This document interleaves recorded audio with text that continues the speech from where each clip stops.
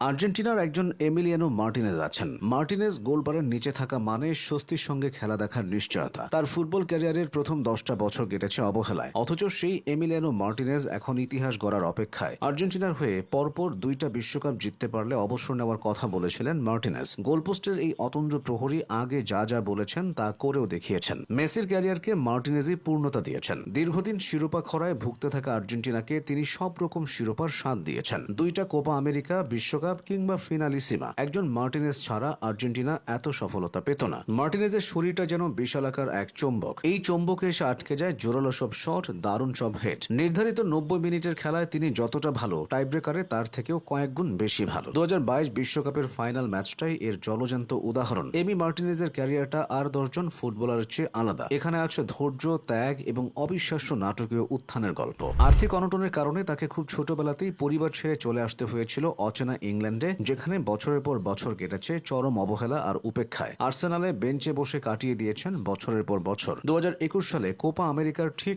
আগ মুহূর্তে আর্জেন্টিনার নিয়মিত গোলরক্ষক ফ্রাঙ্কো আরমানি করোনা আক্রান্ত হলে ভাগ্যের চাকা ঘুরে মার্টিনেজের। সুযোগ পেয়েই তিনি প্রমাণ করেন খাঁচায় বন্দি সিংহ এতদিন শুধু সঠিক সময়ের অপেক্ষায় ছিল। আলবিসেলেস্তেদের জার্সিতে তার অভিষেক যেন আর্জেন্টিনার ফুটবলের এক নতুন যুগের সূচনা করে। খেলাধুলার ক্ষেত্রে অতি ব্যবহারের ফলে রূপকথা শব্দটিকে বাড়াবাড়ি মনে হতে পারে, কিন্তু মার্টিনেজের জীবনের বাকি অংশটা রূপকথার চেয়ে কম কিছু নয়। তিনি কোপা আমেরিকার প্রথম ম্যাচেই ভিদালের পেনাল্টি সেভ করেন। এরপর উরুগুয়ে, প্যারাগুয়ে, ইকুয়েডরের বিপক্ষে ক্লিন শিট রাখেন। সেমিফাইনালের টাইব্রেকারে তো 3টা পেনাল্টি ঠেকিয়ে নায়কই বনে যান। আর যে আসল পরীক্ষা ছিল পরাক্রমশালী ব্রাজিলের বিপক্ষে, সেটাতেও তিনি পাশ করেন ক্লিন শিট সহ। আনহেল ডি মারিয়ার গোলের পর নেইমারদের একের পর এক শট ঠেকান অবিশ্বাস্যভাবে। আর শেষ বাঁশি বাজার সাথে সাথে নিশ্চিত করেন নিজের গোল্ডেন গ্লাভসের সাথে অর্জন করেছেন আজন্ম লালিত স্বপ্ন পূরণের গৌরবটাও। আর্জেন্টিনা জার্সিতে শিরোপা জয় শুধু নিজের স্বপ্ন নয়, বিশ্বব্যাপী ছড়িয়ে থাকা কোটি আর্জেন্টিনা সমর্থকের স্বপ্ন, এবং অবশ্যই লিওনেল মেসির স্বপ্ন। মার্টিনেজ সেখানেই থেমে যাননি, তার নজর ছিল বিশ্বকাপের দিকে। আর তার ক্যারিয়ারের সবচেয়ে বড় সাফল্য আসে 2022 সালের কাতার বিশ্বকাপে। গোটা টুর্নামেন্ট জুড়ে তার পারফরমেন্স ছিল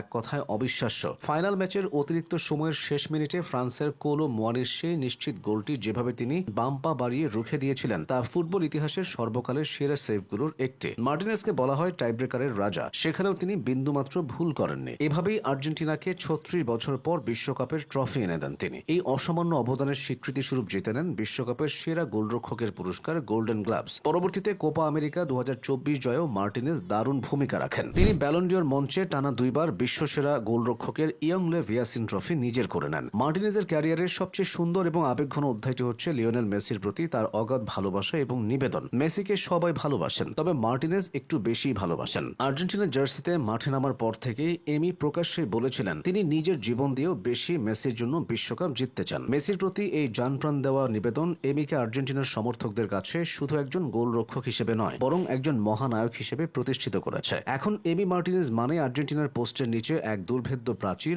এক অতুন্দ্র প্রহরী। তার এই নাটকীয় উত্থান সবার জন্য একটা শিক্ষা, একটা অনুপ্রেরণা।